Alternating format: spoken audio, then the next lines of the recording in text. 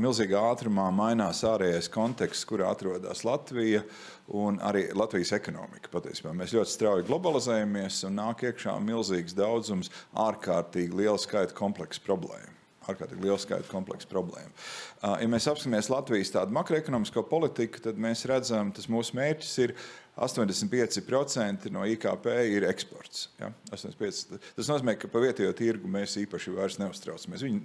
Viņš ir, bet viņš nav svarīgs. Svarīgi ir ārējās ekonomiskās darbības. Un tas rada milzīgu kompleksitāti. Ja? Tātad dažādi tirgi. Ļoti daudz grozījumu šobrīd ir saimā budžeta paketē, bet es izstāstīšu, kas mums ir plānots. Tātad pirmais.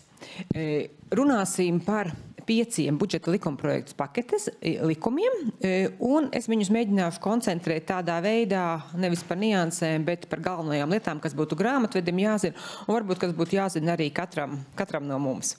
Jo, kā mēs jau zinām, Rainis mums teicis, ir pastāvēs, kas pārmainīsies, un mēs visi pārmainamies, ne tikai mūsu uzņēmumi, bet arī mēs kā indivīdi, un mēs kā darba ņēmēji kādreiz. Un tad nedaudz pastāstīšu arī par 3 citiem likumprojektiem, kas ir dažādās stadijās, lai tā kā iezīmētu, kas jums jau būtu jāzina, un varbūt, ko jūs varētu sagaidīt pavisam drīz. Jo īpaši 30 gadu kontekstā, jo ja mēs runājam par 30 gadiem, tad, protams, tādi cipari nebūtu iespējami bez tā, kā mēs visi kopā esam strādājuši pie šiem digitalizācijas rīkiem. Mēs esam to darījuši kopā, jo, protams, valsts ieņēmuma dienas viens pats to nevarētu izdarīt. Grāmatveži ir auguši, uzņēmumu vadītāji ir jūs pilnvarojuši, un kopumā mēs esam sasnieguši, gribētu teikt, lieliskus rezultātus. Ministrs vairāk kārtīgi atsaucās uz Somiju. Jāsaka, mēs neesam ne pa kapeiku sliktāk par Somiju digitalizācijas ziņā. Varbūt vienīgais, ko es varu teikt, ka Somijā ir daudz labāk, un es arī tā gribētu. Viņi vienu dienu pieņēma lēmumu un visas savas 11 sistēmas nomainīja pret vienu. Jāsaka tā, viņi nomainīja Opeli pret Bentliju. Arī runājot ar Ašrādeni kungu, jā, mēs arī to gribētu, bet priekš mūsu ekonomikas tas joprojām ir par dārgu.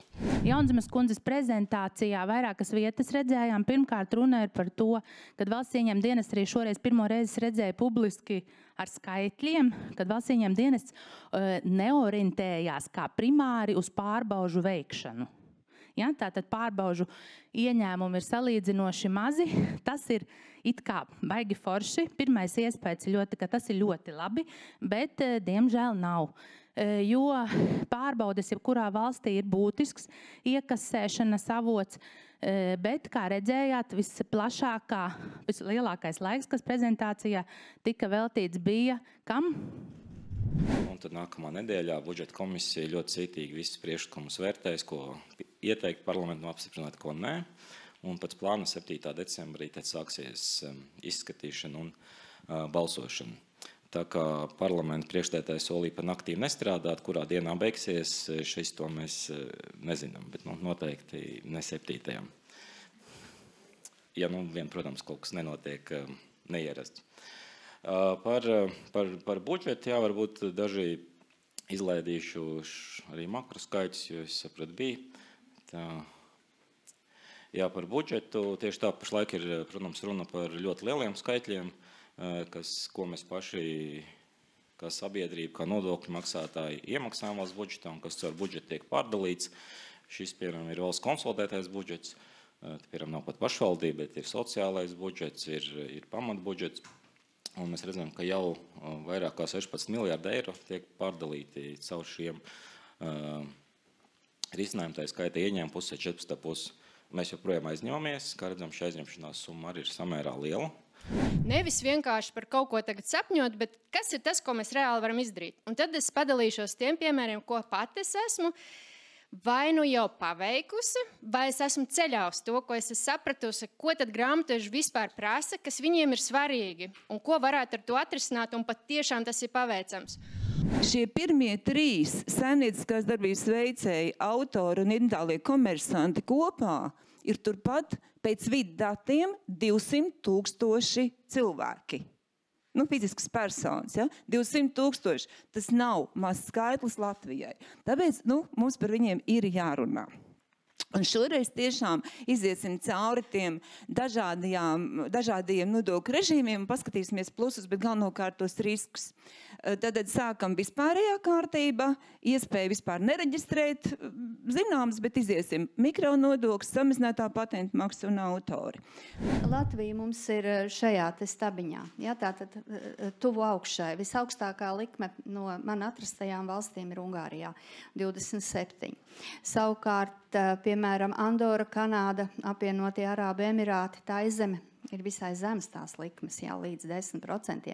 Un tās ir standarta likmes, nevis vispār kopējās likmes. Un tad man, protams, interesēja, kāpēc tā, kāpēc mums ir 21 un citiem ir līdz 10. Un tad, jā, šīs samazinātās likmes, kas mums ir standarta likmes mazākās. Valstis uzskata, ka tādā veidā tiek stimulēta ekonomika, tiek stimulētas nozars. Mēs redzam, ka gan Baltija, gan īstenībā arī Eiropa kopumā šobrīd atrodas uz nulli. Ekonomika īsti neaug. Labā ziņa, ka, teiksim, arī nekrīt, un tie lielie riski, varbūt, kas mums bija pirms gada, tad augstā inflācija, energo krīze, nezinājām, cik maksās enerģija, būs pietiekama vai nebūs, tad šie riski ir tā kā noņēmušies, inflācija mums mazinās, arī situācija enerģētikā ir būtiski uzlabojusies, bet tā varbūt, kas ir sliktā ziņa, ka šie, riski, kas ir mazinājušies, pagaidām nav noveduši pie tā, ka ekonomika sāktu ātrāk augt. Mēs redzam, ka tā situācija nozarēs ir dažāda. Mums, piemēram, rūpniecībā ir recesija, tas kritums jau pietiekami būtisks, vai ne? Mums ir procentu likuma kāpums, kas šobrīd, teiksim, tāds lielākais, varbūt, sāpju moments.